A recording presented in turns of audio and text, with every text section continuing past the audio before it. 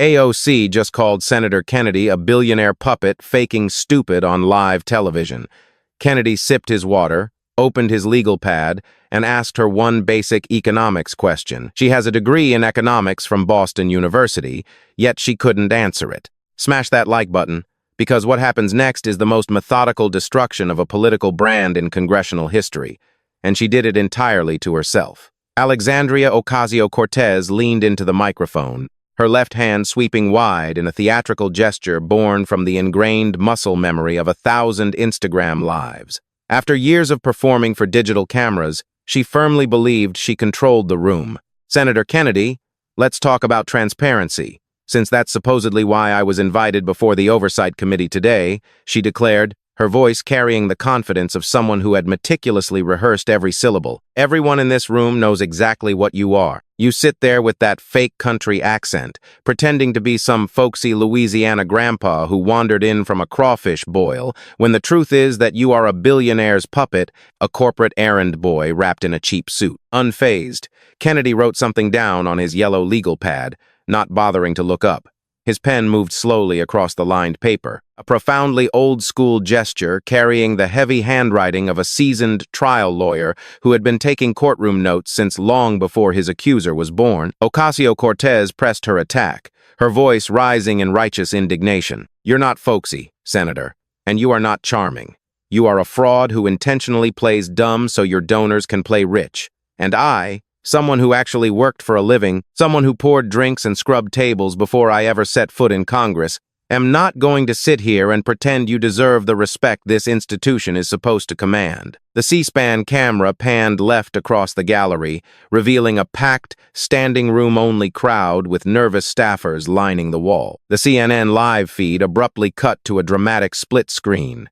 AOC on one side, gesturing vividly with fiery energy, while Kennedy sat on the other, perfectly motionless, his pen scratching across the paper like a seismograph, silently recording the tremors of an earthquake the room hadn't even felt yet. Ocasio-Cortez turned to directly face the packed gallery, her delivery quickening into a breathless political cadence. "This man voted against the minimum wage increase, he voted against student debt relief, and he voted against expanding Medicare. He serves the wealthy, he lectures the poor, and he uses a carefully practiced Southern drawl to make it all sound like common sense."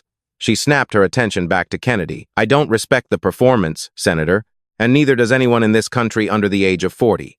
A smattering of light applause rippled from the Democratic side of the aisle. In the second row of the press gallery, a progressive journalist was already typing out the headline, "AOC confronts Kennedy in fiery exchange." The narrative of the story was half written before Senator Kennedy had spoken a single word in his own defense. Kennedy finally finished writing, meticulously setting his pen down, so it lay perfectly parallel to the edge of his legal pad. He took a slow, deliberate sip of water, adjusted his reading glasses on the bridge of his nose, and looked directly at Ocasio-Cortez for the first time since her tirade had begun.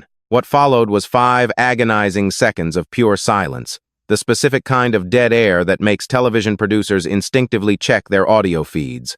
"Representative," he finally began, his voice carrying the exact same slow Louisiana cadence his mother had used over 50 years ago. "Thank you.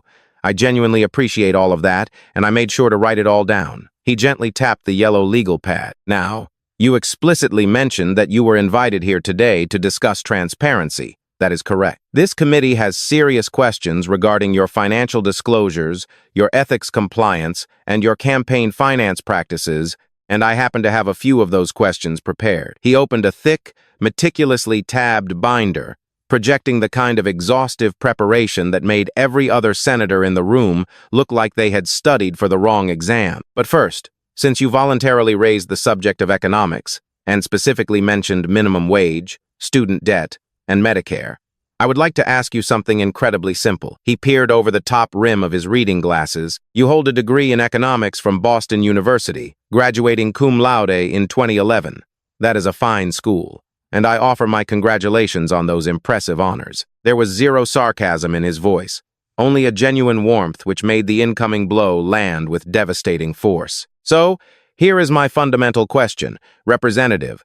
As an economics graduate, Can you please tell me the basic difference between marginal cost and average cost? Ocasio-Cortez's left hand, which had been raised mid-gesture, instantly froze in the air. Because, Kennedy continued smoothly, you have proposed sweeping legislation that would fundamentally restructure 1/6 of the entire American economy, specifically the Green New Deal. You have talked about instituting nationwide price controls, federal job guarantees, and completely restructuring the national energy grid. Those are massive policies that strictly depend on a foundational understanding of marginal cost. So I am just curious, speaking as one person with an economics degree to another, though admittedly, mine is from Oxford. Can you define that simple economic term for me? The entire hearing room held its breath.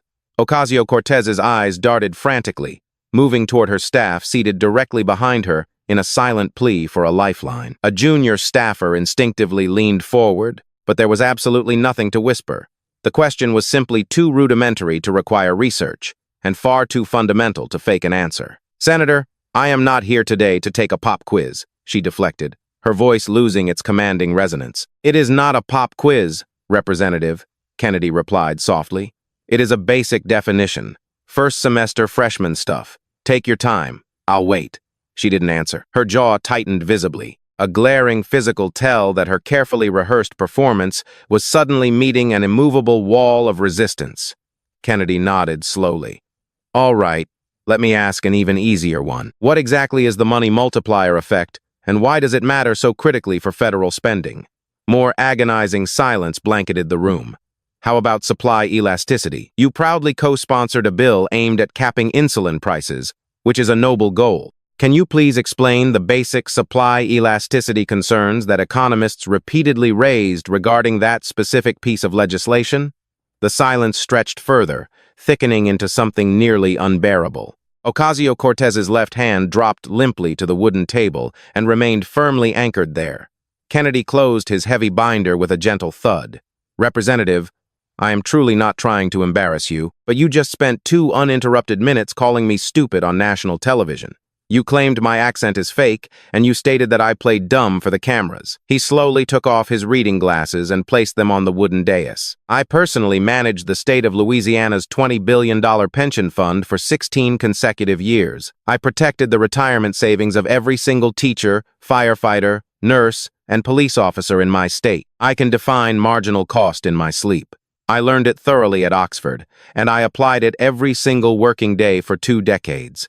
He slid his glasses back onto his face. You possess a formal degree in economics, and yet you proposed the Green New Deal, a resolution you publicly claimed costs $0 simply because it is non-binding. Your own chief of staff admitted to the press that the bill was actually about restructuring the economy, not saving the climate. Independent studies estimated the actual implementation cost at $93 trillion, and when you were challenged on that math, you deflected by saying it costs 0 because it's just words on paper. Kennedy leaned back slightly in his leather chair, the picture of relaxed dominance. Back home in Louisiana, we have a saying, don't go bragging about your famous recipe if you've never actually turned on the stove. You have introduced over 100 pieces of legislation since taking office. Representative, do you happen to know exactly how many of those bills actually became law?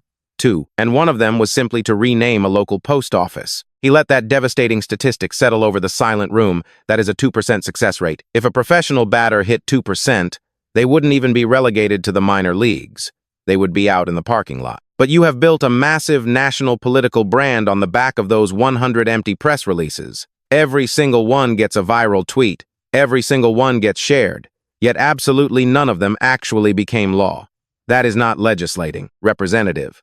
That is highly lucrative content creation, subsidized by a $174,000 taxpayer-funded salary.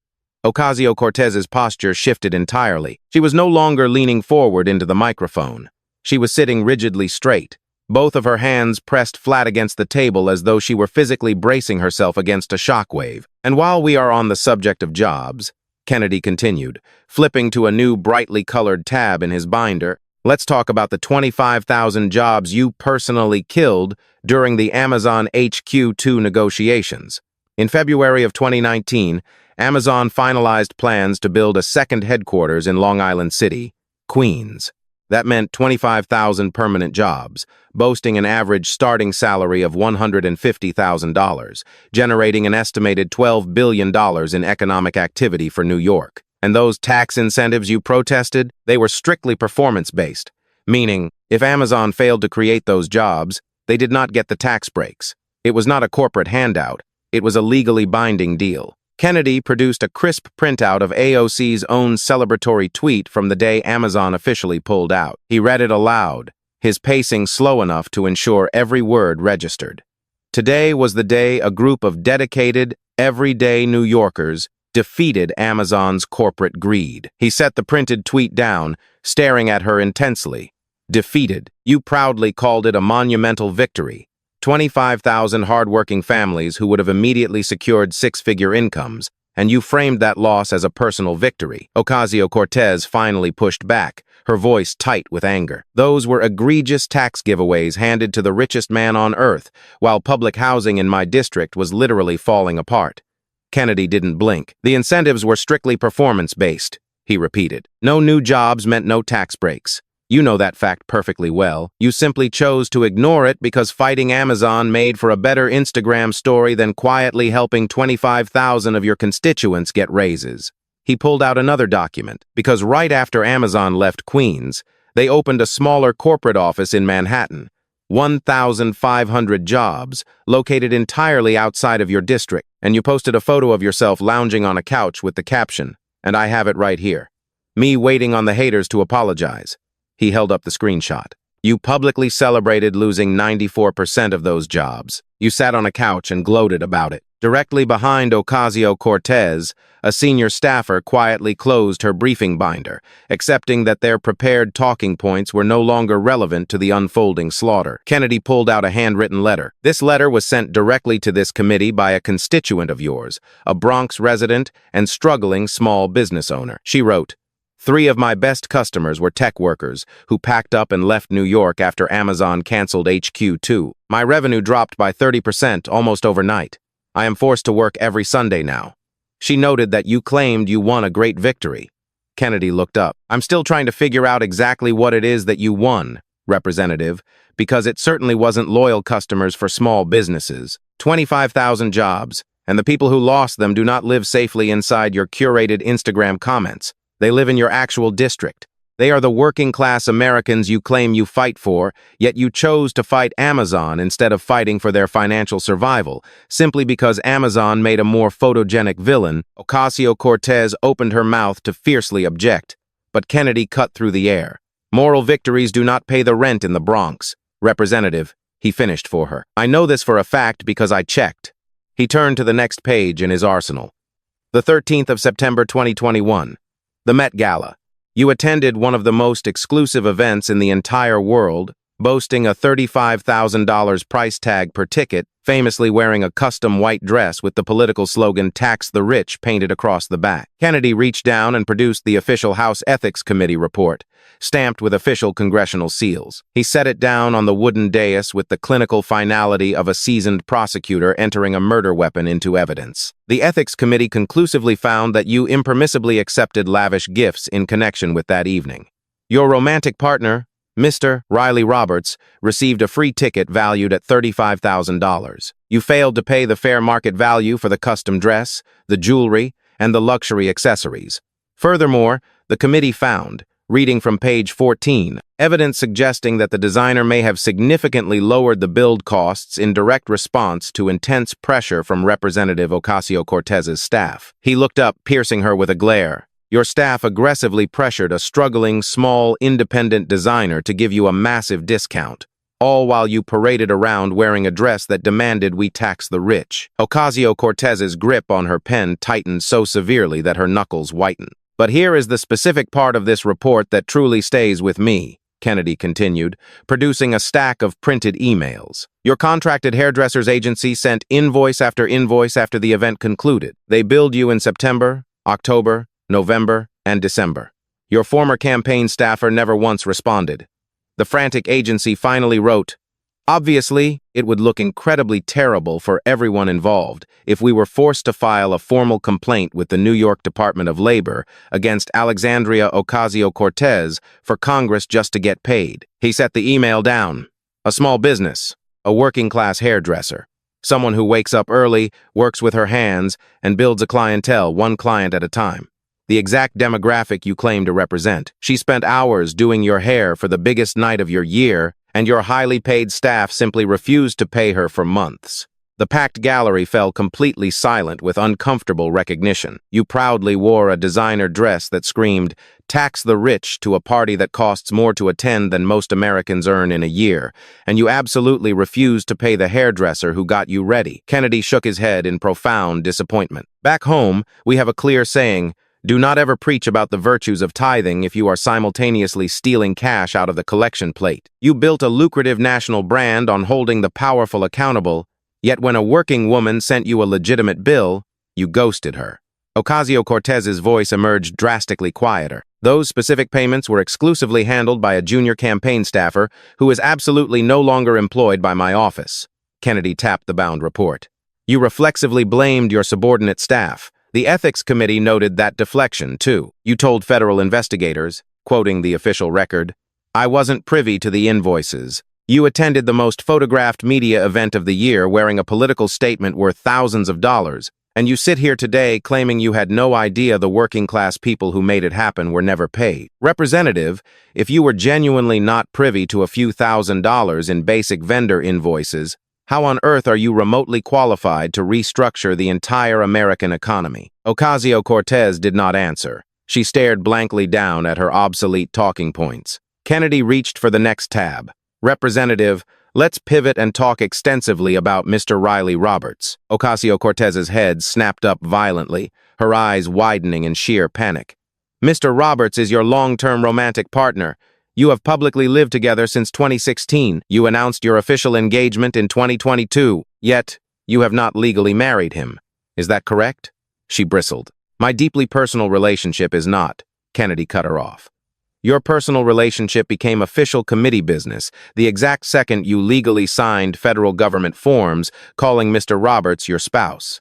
You voluntarily did that, not me. Kennedy produced 4 separate federal documents from 2022 and 2023, each explicitly listing Riley Roberts as her legally recognized spouse for international travel and exclusive event attendance. The House Ethics Committee defines a spouse solely as someone to whom you are legally married.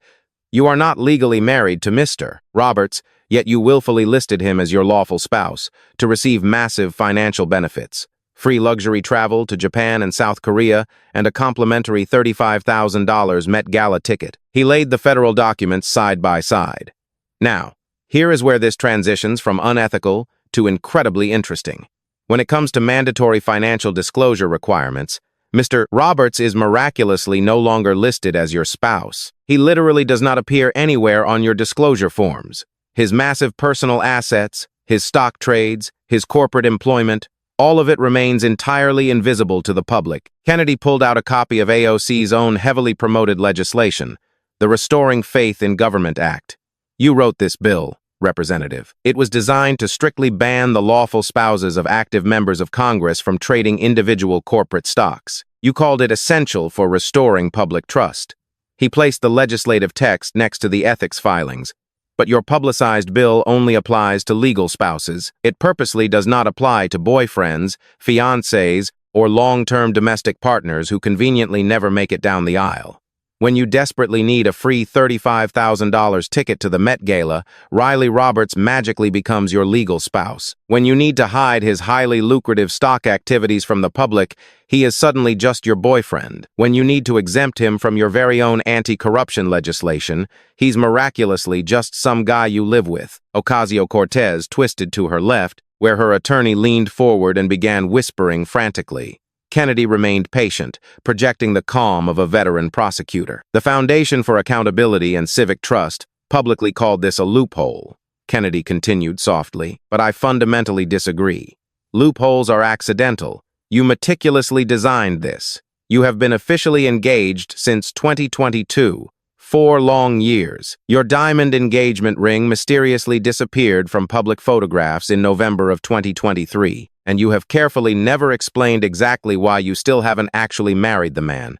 He held up an investigative article. Reporters have noted, Roberts is functionally immune from AOC's own bills that would ban the spouses of members of Congress from trading stocks, solely so long as they purposefully remain unmarried. That is their objective journalistic conclusion. Kennedy carefully folded his hands on top of his binder. Now, I want to ask you a direct, highly consequential question. Willful, intentional misrepresentation on official federal congressional forms can immediately result in a civil penalty of up to $50,000 or, in extreme cases of fraud, federal imprisonment of up to 5 years. That is the explicit letter of the law you swore an oath to uphold. He stared at her intently. Under penalty of perjury, is Riley Roberts your lawful spouse, or isn't he? Because you have officially told the federal government both completely opposite things in writing, and logically, both of them absolutely cannot be true.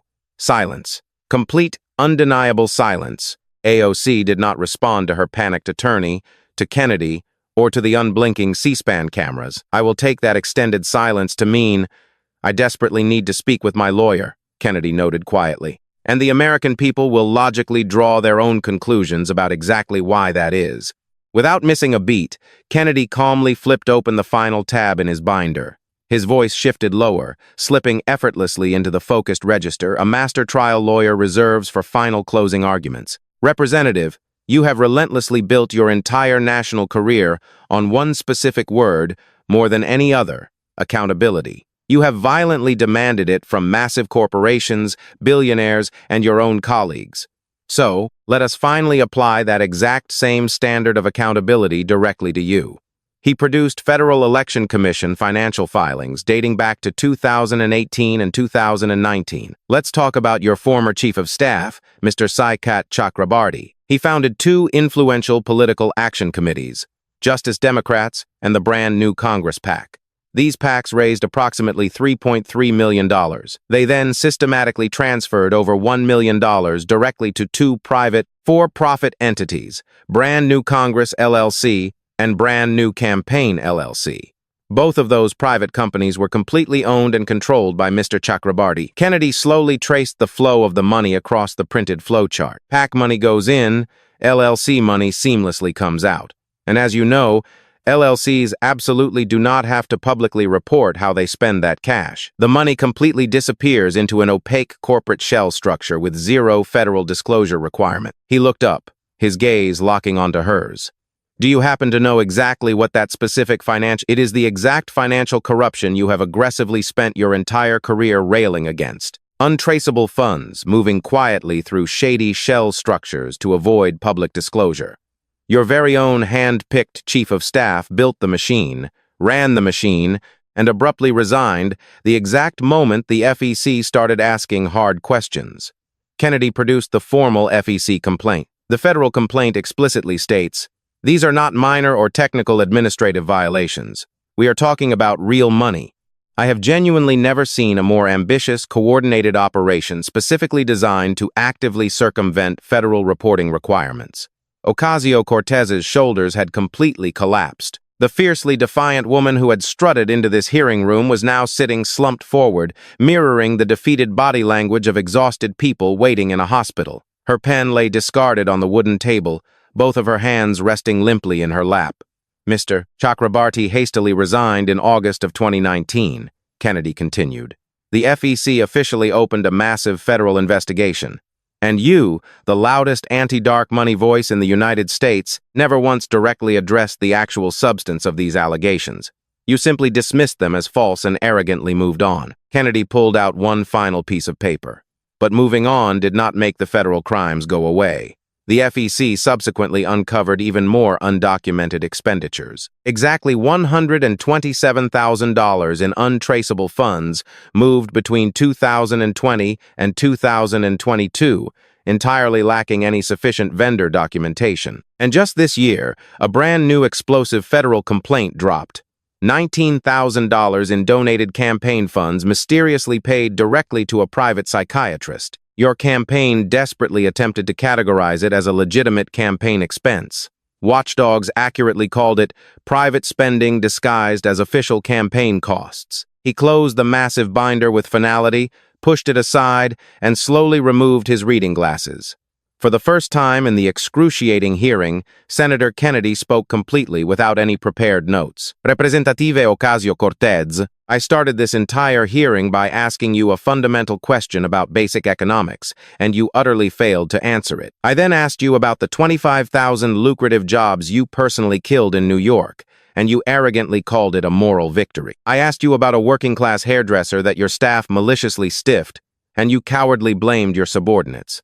I explicitly asked you whether your partner is legally your spouse, and under the threat of federal perjury, you physically could not answer. I asked you about illegal dark money flowing through your own campaign apparatus, and you completely failed to explain where the missing $1 million went. He slowly placed his glasses back onto his face. You came into this room today specifically intending to call me stupid on national television. But calling someone stupid only works if you yourself are actually smart, and genuinely smart people can effortlessly answer foundational questions about their own college degree field. Smart people do not intentionally kill 25,000 jobs and then proudly call it winning. Smart people do not wear a tax-the-rich designer gown to an elite party they didn't even bother paying for. Smart people do not meticulously author anti-corruption laws featuring a glaring loophole shaped exactly like their own boyfriend. And smart people do not build a career fighting dark money while their own chief of staff is running the most ambitious dark money operation the FEC has ever investigated. He slowly reached out for his glass of water. Back home, we have one more old saying, if you are going to arrogantly ride a very high horse, you better make damn sure it is actually your horse. You have been aggressively riding the pristine horse of political accountability your entire career, Representative. But the tragic reality is, it was never actually yours. You just conveniently borrowed it for the flashing cameras. He took a slow drink of water, deliberately set the glass down, and delivered the final blow.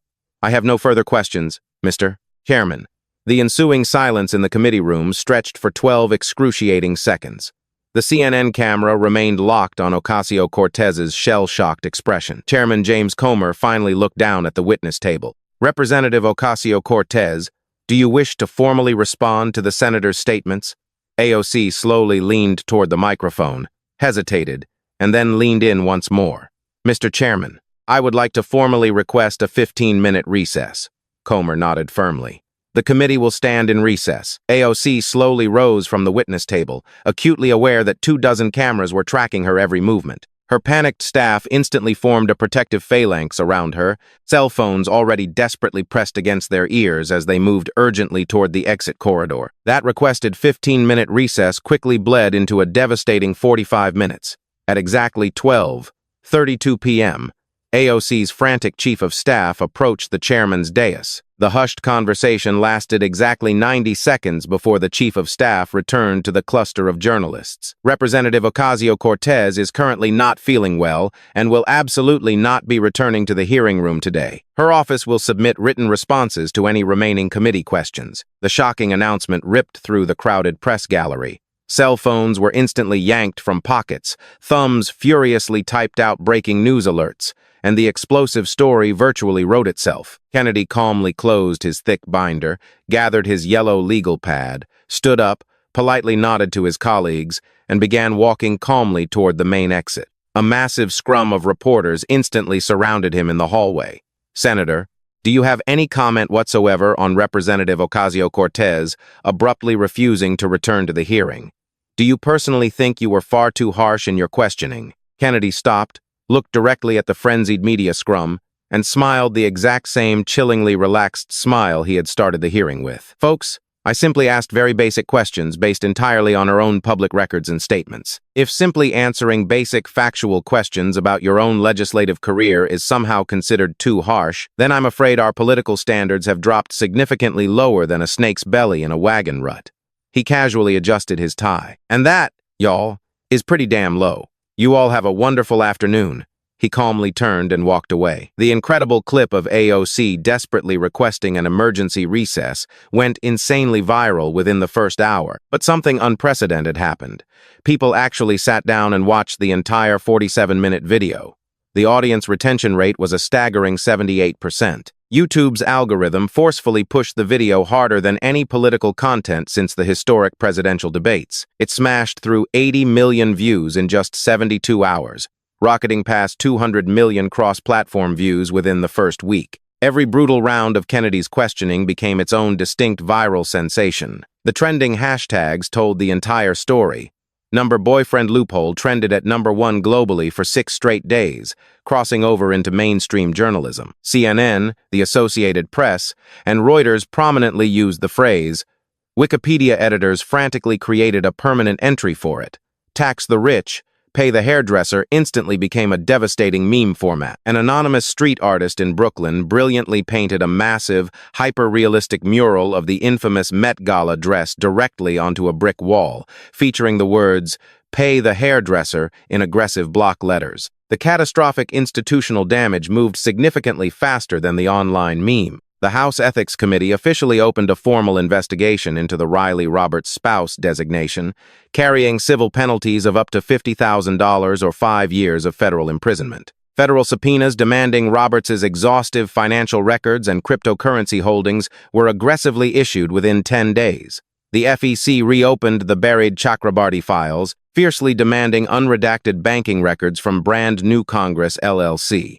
The separate complaint regarding the $19,000 paid to a private psychiatrist triggered a third invasive investigative track. Forensic federal auditors successfully identified an additional $127,000 in shady campaign expenditures, completely lacking clear vendor documentation. The Department of Justice officially opened a terrifying preliminary criminal review of the spouse designation perjury issue. The FBI's elite financial crimes unit formally requested Mr. Roberts' financial activity records. When the Washington Post shockingly broke the story that Riley Roberts had quietly retained a high-powered criminal defense attorney, a former federal prosecutor went on CNN and bluntly stated, "When a sitting congresswoman's domestic partner suddenly hires a criminal lawyer, the only remaining question is exactly how large and devastating the problem actually is." 3 weeks later, a federal court order legally compelled the immediate public disclosure of Roberts' hidden trading activity. The leaked records explosively showed $890,000 in lucrative tech stock transactions over an 18-month period, highly concentrated within the specific corporate sector that AOC exerted direct regulatory authority over. The FBI instantly upgraded their inquiry into a massive, formal criminal investigation regarding potential insider trading. Panicking, Roberts quietly retained a second, even more expensive criminal attorney. Her unassailable approval rating catastrophically plummeted by 15 points in just 2 weeks, falling well below 50% among Hispanic voters. A formidable primary challenger emerged. Carmen Reyes, a Puerto Rican former small business owner who had been forced to close her neighborhood store after the Amazon HQ2 deal collapsed. Reyes's campaign announcement video amassed 22 million views in days, raking in an unprecedented $4.7 million in small-dollar grassroots donations in exactly 30 days. The famed progressive squad violently fractured, issuing painfully vague public statements entirely avoiding AOC's name. Democratic Party leadership flawlessly executed a slow, agonizing professional abandonment. Chuck Schumer practically delivered her political eulogy with a massive grin, stating he welcomed any candidate who is transparent about their family's complex finances. The DNC completely stopped transferring funds to AOC's floundering campaign, and progressive PACs quietly redirected their millions in funding elsewhere. Trapped in an inescapable web of her own making, Alexandria Ocasio-Cortez fell into a deafening, completely unprecedented social media silence that stretched for 14 agonizing days, leaving her millions of followers stranded in a digital vacuum, while political commentators relentlessly dissected her historic congressional downfall. When she finally attempted a heavily anticipated digital comeback via Instagram Live, desperately trying to project control and authority by lecturing on complex healthcare policy, the brutal reality of her shattered political brand hit like a freight train. Within 3 short minutes, over 500 blistering, relentless comments flooded the screen in a fast-moving wall of text, all chanting the exact same damning phrase, "boyfriend loophole." She tried frantically to ignore the digital mob, staring blindly past the rolling screen with a strained, artificial smile, but at the 7-minute mark, A bright yellow, highly prominent paid super chat aggressively pinned itself to the top of the live feed, flashing before her eyes with lethal clarity. If Riley isn't your legal spouse, why exactly did you sign official federal government forms explicitly swearing under oath that he is? Ocasio-Cortez froze, staring directly into the camera lens as her voice completely failed her mid-sentence, her eyes locking in sheer terror before her trembling hand lunged forward to hit the end button, cutting the feed to black, a devastating 11-second clip of her desperate digital retreat that instantly became the definitive viral symbol of an empire collapsing in real time. 6 brutal months later, the political dominoes were crashing down with catastrophic force, as deep internal polling revealed that her formidable Bronx primary challenger, Carmen Reyes, had officially surged ahead by 4 solid points, marking the first time in Ocasio-Cortez's entire career that she trailed an opponent in her own home district. Her signature legislative crusade, the sweeping stock trading ban bill she had spent years parading before national news cameras, was unceremoniously pulled from the congressional floor indefinitely, mocked into obscurity after a prominent senator publicly pointed out the glaring hypocrisy of its author. The Federal Election Commission moved with ruthless precision, levying a staggering $124,000 in unprecedented financial penalties against her campaign apparatus and former chief of staff, delivering the largest financial punishment ever handed to a political figure who had made fighting dark money the moral centerpiece of her brand. To make matters worse, the House Ethics Committee formally issued a scathing congressional reprimand, her second official disciplinary sanction in just 2 years, legally ordering her to painstakingly amend 6 full years of federal financial disclosure, forms to lay bare every single hidden asset held by Riley Roberts, within a strict 90-day deadline.